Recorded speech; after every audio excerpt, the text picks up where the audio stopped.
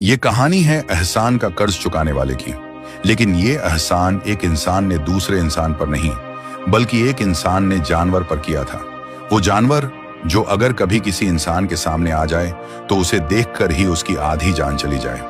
अक्सर लोग जंगल में जाने से डरते हैं क्योंकि जंगल का इलाका इंसानों के लिए नहीं, उन जानवरों का होता है। ऐसे ही एक चीते ने एक इंसान के साथ क्या किया, ये बताने वाली ये कहानी है।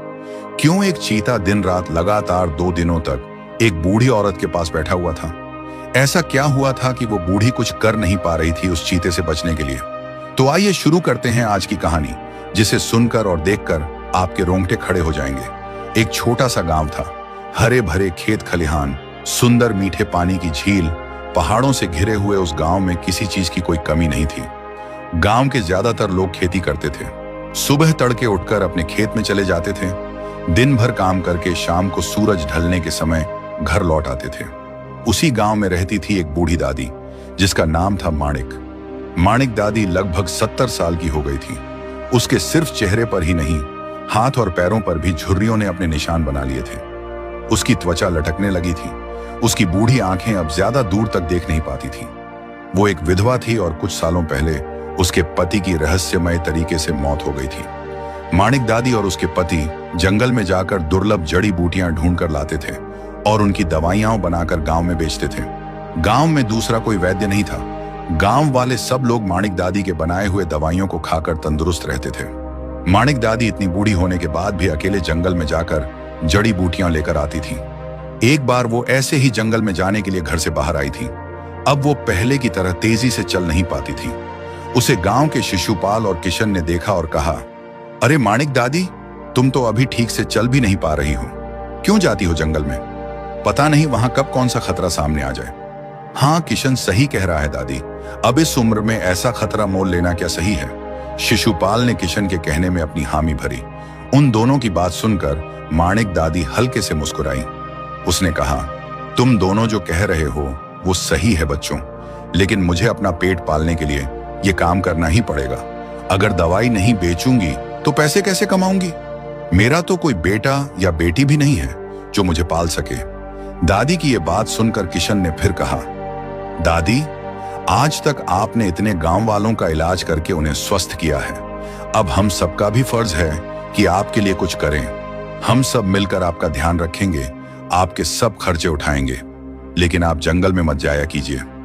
उसकी बात सुनकर माणिक दादी फिर एक बार मुस्कुराई और उन्होंने कहा, नहीं बेटा, जब तक इस शरीर में जान है तब तक मैं खुद काम करूंगी, बाकी सब भगवान की मर्जी। ऐसा कहकर माणिक दादी अपनी छड़ी पकड़कर जंगल में चली गई। जंगल में जाकर उसने अपनी हमेशा वाली जगह पर जाकर जड़ी बूटी तोड़ने लगी। उसे हर समय ऐसा लग रहा था कि कोई उस पर नजर रखे हुए है, लेकिन वो घबराई नहीं। उसने अपनी छड़ी पास ही रखी थी। उसने ध्यान से जड़ी बूटियां तोड़ी और धीरे धीरे चलकर गांव में वापस आई। अपने थरथराते हुए हाथों से पत्थर पर जड़ी बूटी पीसकर उसकी दवाई बनाकर कांच की शीशियों में भरकर रख दी। शाम होने के बाद शिशुपाल भागते हुए आया और उसने माणिक दादी से कहा, दादी दादी, जल्दी दवाई दे दीजिए, मेरी बेटी अचानक बुखार से तप रही है। माणिक दादी ने शिशुपाल से पूछा, क्या तुम्हारी बेटी पानी में भीगी थी? शिशुपाल ने कहा, हाँ, आज वो नदी में तैरने गई थी, उसके बाद ही उसे बुखार चढ़ा है। माणिक दादी ने कहा और एक शीशी उठाकर शिशुपाल के हाथ में रखी। ये दवाई तुम्हारी बेटी को अभी पिला दो, सुबह तक उसे आराम आ जाएगा। शिशुपाल ने माणिक दादी को पैसे दिए और कहा, दादी, सुबह मैं तुम्हें जंगल में जाने से मना कर रहा था, लेकिन आज अगर तुम नहीं होती तो पता नहीं मेरी बेटी को समय पर दवाई कहां से मिलती। माणिक दादी ने कहा, कोई बात नहीं, अब जल्दी जाकर बेटी को दवाई पिला दो। शिशुपाल फिर एक बार माणिक दादी को धन्यवाद देकर घर चला जाता है। ऐसे ही माणिक दादी जंगल में जाकर जड़ी बूटियां तोड़कर ले आती थी। जब जब वो जंगल में जाती थी, उसे ऐसा लगता था कि कोई उसे छुपकर घूर रहा है, लेकिन इतने सालों की आदत की वजह से अब उसे डर नहीं लगता था। उसके पति जब जिंदा थे तब वो उनके साथ रोज जंगल में जाती थी, इसलिए वो जंगल के छप्पे छप्पे से वाकिफ थी।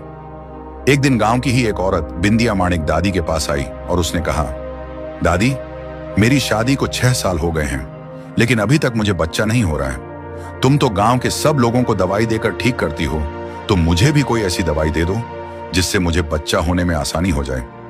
नहीं तो मेरी सास मेरे पति की दूसरी शादी करवा देगी। ये सुनकर माणिक दादी ने कहा, चिंता मत करो बेटी, ऐसी एक जड़ी बूटी है जिससे तुम्हें बच्चा होने में आसानी होगी, लेकिन वो दवाई अभी मेरे पास नहीं है। मैं कल जंगल में जाकर वो जड़ी बूटी लेकर आती हूँ, फिर तुम्हें दवाई बनाकर दे दूंगी। बिंदिया ने झुककर माणिक दादी को प्रणाम किया और चली गई।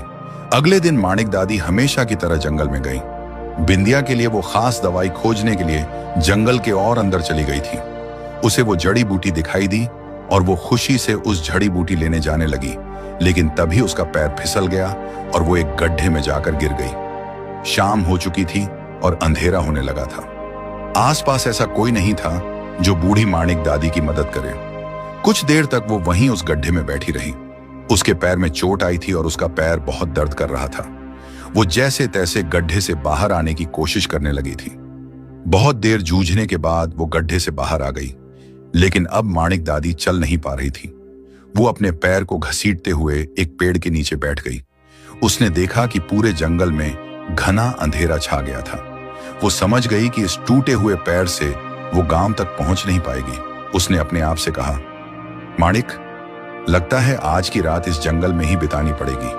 अगर जंगली जानवरों से बचकर जिंदा रही तो कल सुबह गांव जाने की कोशिश करूंगी। माणिक दादी वहीं बैठी रही। रात जैसे जैसे काली हो रही थी, अंधेरा और गहरा हो रहा था। साथ ही जंगल के उस सन्नाटे में जंगली जानवरों और झींगुरों की आवाज से जंगल की शांति भंग हो रही थी। बूढ़ी माणिक दादी के पास ना तो खाने के लिए कुछ था और ना ही प्यास बुझाने के लिए पानी।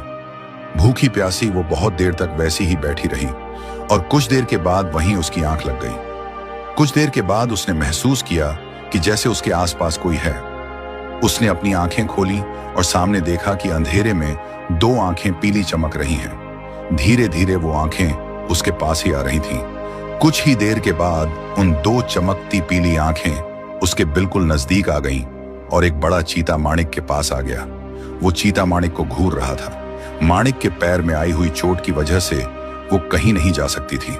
माणिक ने अपनी आंखें फिर बंद की और मन में सोचा कि आज की रात उसकी आखिरी रात है।